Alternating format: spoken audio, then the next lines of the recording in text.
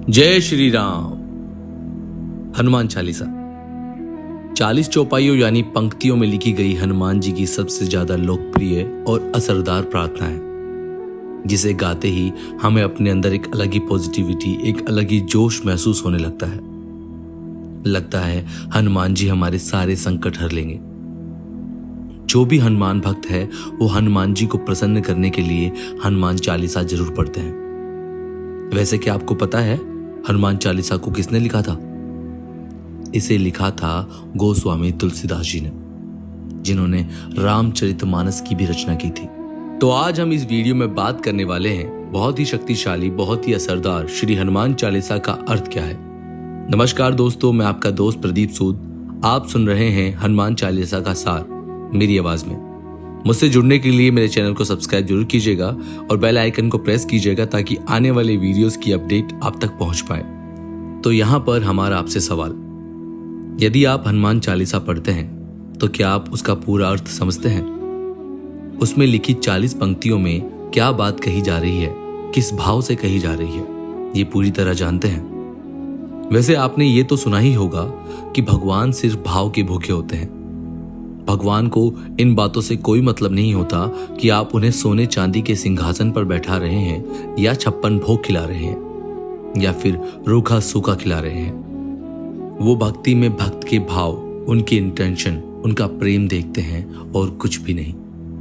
और ये भाव उन तक हमारी प्रार्थना के द्वारा पहुंचते हैं। हम प्रार्थना में क्या शब्द इस्तेमाल कर रहे हैं, कौन सी भाषा इस्तेमाल कर रहे हैं, क्या पहनकर कहां बैठकर प्रार्थना कर रहे हैं, इन सभी बातों से ज्यादा जरूरी है कि प्रार्थना करते हुए हमारे दिल से क्या भाव निकल रहे हैं। इसलिए कोई भी प्रार्थना या स्तुति करते हुए हमें उसके अर्थ को अच्छे से जानना बहुत जरूरी है, क्योंकि जिस बात को हम समझते ही नहीं, उस बात को बोलते हुए हमारे अंदर से कैसे भाव उठेंगे। जब समझकर प्रार्थना की जाएगी तो वो पूरे दिल से, पूरे भाव से उठेगी और फिर भगवान तक पहुंचेगी भी जरूर। हनुमान चालीसा हनुमान जी की सबसे ज्यादा प्रसिद्ध और असरदार प्रार्थना है।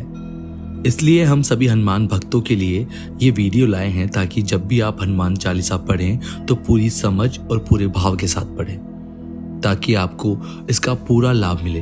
हनुमान चालीसा की शुरुआत होती है 2 दोहे से, जिसमें सतगुरु को नमन किया गया है और हनुमान जी से प्रार्थना की गई है। इसके बाद आती है 40 चौपाइयां। तो आइए शुरुआत करते हैं पहले दोहे को समझने की। ये दोहा पढ़ने सुनने में तो बड़ा छोटा नजर आता है, मगर यकीन मानिए ये 2 लाइनें सागर में गागर की कहावत को सिद्ध करती हैं। कैसे? ध्यान से सुनिएगा। तो दोहा कुछ इस प्रकार है। श्री गुरु चरण सरोज रज, निज मन मुकुरु सुधारी, बर नव रघुबर बिमल जसु, जो दायक फल चारी। अर्थात पहले दोहे में तुलसीदास जी कह रहे हैं कि मैं अपने गुरु के चरणों की धूल से अपने मन रूपी दर्पण को पवित्र करता हूं और श्री राम जी के निर्मल यश का वर्णन करता हूं, जो चारों फलों को देने वाले हैं। यहां पर चरणों की धूल का अर्थ दरअसल गुरु से मिला ज्ञान है, समझ है, उनकी कृपा है।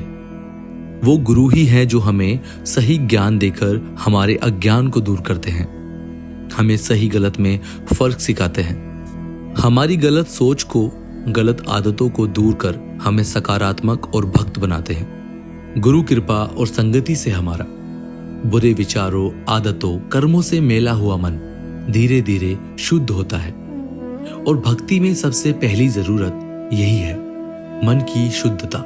अगर मन में विकार है, गलत भावना है, तो ऐसा मन ईश्वर की भक्ति कर ही नहीं सकता।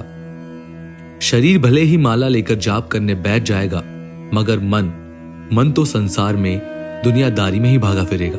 इसलिए तुलसीदास जी पहले गुरुदेव का ध्यान कर, उनकी शिक्षाओं को याद कर और अपने मन को शुद्ध और स्थिर कर रहे हैं, और ऐसे शुद्ध मन से श्री राम के महान यश का वर्णन कर रहे हैं। वो कहते हैं, श्री राम नाम का सिमरन, उनके यश का वर्णन हमें चारों तरह के फल देने वाला है। ये 4 फल क्या हैं, कैसे मिलते हैं, क्या आप जानते हैं? इन्हीं फलों के बारे में बाकी बातें अगली वीडियो में होंगी। तब तक के लिए आप सभी को आपके दोस्त प्रदीप का राम राम।